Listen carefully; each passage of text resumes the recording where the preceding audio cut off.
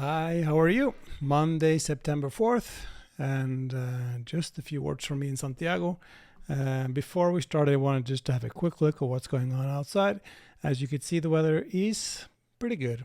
It's some clouds, not like I think I saw some pictures in the newspaper this morning. Madrid and the Toledo area has gotten a lot of rain, and there's torrential rain, so everything is a little bit in reverse these days because usually Galicia gets the rain and Madrid gets the nice weather. The last few days it's been the other way around. But you can definitely feel the fall, especially in the morning at night. And at night it's not really that warm anymore. I'm thinking we're down to about 13 degrees maybe during the night, and we're up to, I don't know, 20, 22, 23 during the day. So it's not bad. So anyway, what's going on in Santiago these days? Let's have a look. Pilgrim-wise, the numbers are pretty good. It's this year, July and August in Santiago, it was pretty crazy. I have to say, there was a lot of people this year. I think it has to do with a lot of pilgrims. As you could see from this headline, La Voz de Galicia, which is the regional newspaper here in Galicia. We're still ahead of last year as of number of Compostelas given out. We're ahead by 2,000. 306,181 between January and August. That's the number of people that got the Compostela, and that's 2,000 ahead of last year. And last year was a whole year, so it's busy. But this year, what happened also is that we had a lot of tourists coming up from southern Spain because this summer has been very warm in Spain, and it's been so warm that more people than normal have come up from the southern parts of Spain and come up to the northern part, where we have had pretty normal warm weather, but not extremely warm. So it's been more comfortable up here. So people have been coming up for tourists, and you could really see that in Santiago in July and August, especially in August when Spaniards have their days off. It was crazy. So it was actually so crazy that it's a little, especially the locals in Santiago are starting to complain a little bit about the behavior of pilgrims when they arrive. They have a little picnic in the square, which is not allowed. You're not allowed to eat and sit down and have a meal on the square. People are sleeping next to the cathedral.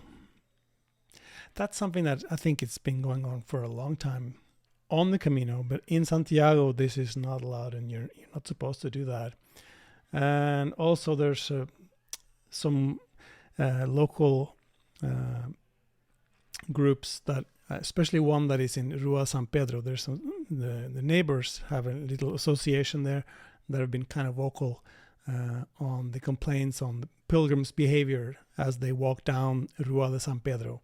That's, by the way, if you walk the Camino Frances or the Norte, because you join the Frances before Santiago, that's the last street where you have cars that you come into town. At the end of Rua San Pedro, you cross across the crosswalk there, the intersection, and then you walk into Old Town. So just as before you walk into Old Town, you walk down Rua San Pedro. It's a long, windy street. And people have been saying that neighbors living in that street have been saying that, of course, with more pilgrims, there's more noise. And especially in August, also in July, we have larger group with young pilgrims, make a lot of noise, especially in the morning. They've had instances of pilgrims ringing doorbells as they walk by, just making a lot of noise and making it very difficult for people living there to be able to have a good quality of sleep and enjoy their life there, because it's been a little bit too much. So, of course, the Galician government has spent millions of getting more pilgrims and getting the pilgrimage to Santiago known all around the world. Now it's known, now we have pilgrims, and now we complain. So But yes, it's been a little bit of an issue, and we're starting to see a little bit of reactions from people in Santiago to this. So much that the local government, the town hall here in the municipality of Santiago, has started a little bit of a campaign. Santiago de Compostela World Heritage Site is fragile, and they say Santiago de Compostela, a World Heritage Site, you have the right to enjoy it and the duty to take care of it. So they have created some code of good practices that they hope that visitors, pilgrims, and tourists could abide by, and then make the whole stay and make it better for everyone. So I'll link to this below in the video in the YouTube description. So that's a thing. Of course, now it's calmed down. It's September. Everyone, all the tourists that have Spanish tourists that come from the south, most of them have gone back home. And we are back to just having pilgrims again, most of them. And number-wise, as I mentioned, 300 and some thousand up until August. We're in 4 days into September now, so it looks like it's up to 315,000. It's busy, but it's not too bad. It's normally, and also if you're a pilgrim coming in, you might be worried, what about the lines at the pilgrims have been getting Compostelas? It hasn't been an issue at all summer. The issue of crowds are more people crowding the streets and it being difficult to navigate down by the cathedral. So, but a little bit more about the statistics that was reported here in the newspaper. It said so far Italians is the biggest nationality behind Spaniards, 20,601. USA 19,382, Germany 16,437. So of course Camino Frances 150,000 pilgrims, Portuguese 61,000. That's a big jump, by the way. Portuguese por la costa, the coastal Portuguese one, 35,000. So if you join those two, 61 and 35, that's 95,000. It's getting close to the Frances, which was unthinkable a few years ago. So the Camino Portuguese has really been growing a lot. So anyway, that's what's going on here in Santiago. So to my next item, I know I've been talking about my move to my new place, and people have been asking about it, and I haven't done it because, first of all, I've been vacationing. We've been off to Norway for a few days. I'm back now. My son is off school, so it's difficult to have time to do all of that. But the most important reason that I haven't done the move yet is that I have no electricity down there yet.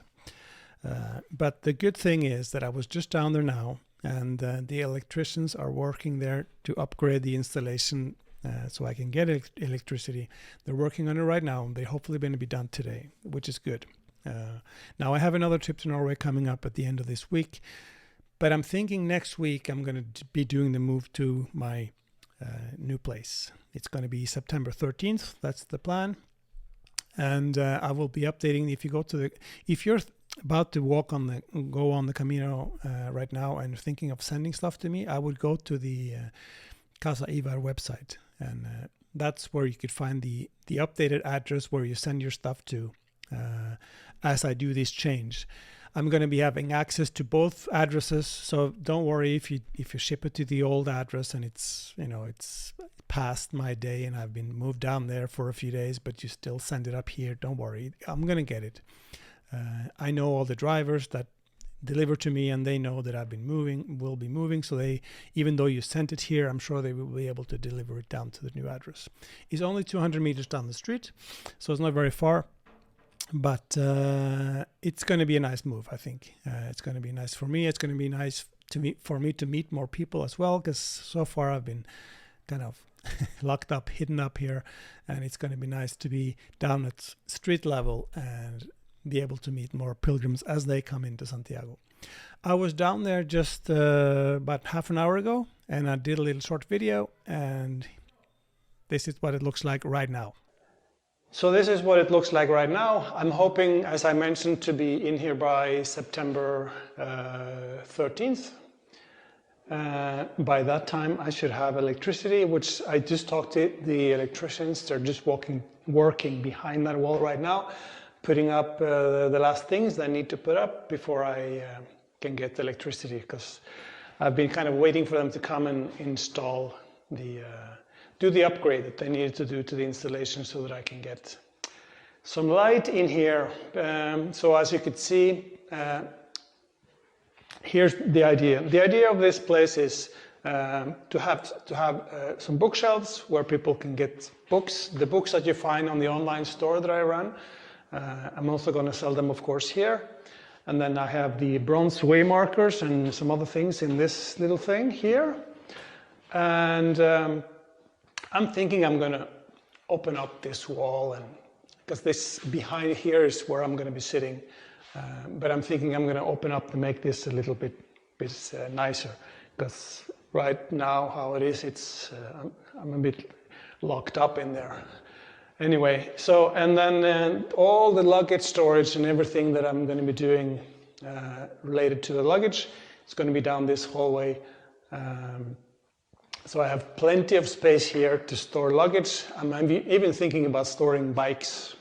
Of course, if there's a lot of bikes take a lot of space to store. So if there's a lot of bikes, I might have a problem, but I should be able to store some bikes. That's the electrician guy. Anyway, so I'm hoping on September 13th, I'm doing the move, and there's going to be more, of course, on that when that time comes. All right, so September 13th, that's the day.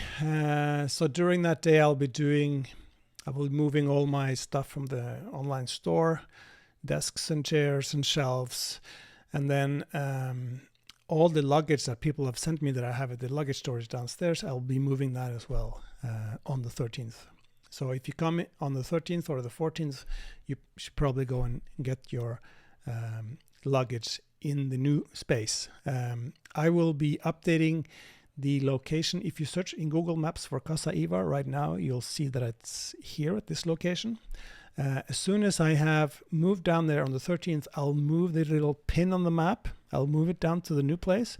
So if you're in doubt where it is, search for Casa Ivar in Google Maps, and the pin will be correct. I'll move it over the day that I have done the move. So otherwise, of course, I'll put a notice downstairs as well. Either way, take care. Have a good few weeks. For the ones that are about to leave now, of course, September is a big month for foreigners to walk. I've seen an increase in luggage being sent to me, and it's always like this every year. May and September are the crazy months for luggage storage. So if you're about to travel to Spain to walk, I think you'll have a good time. I think it's going to be busy, but not that busy. It's going to be very busy from some Sarria in, but that's, you know that probably. Anyway, take care. Have a good walk. Buen camino. Ciao, ciao.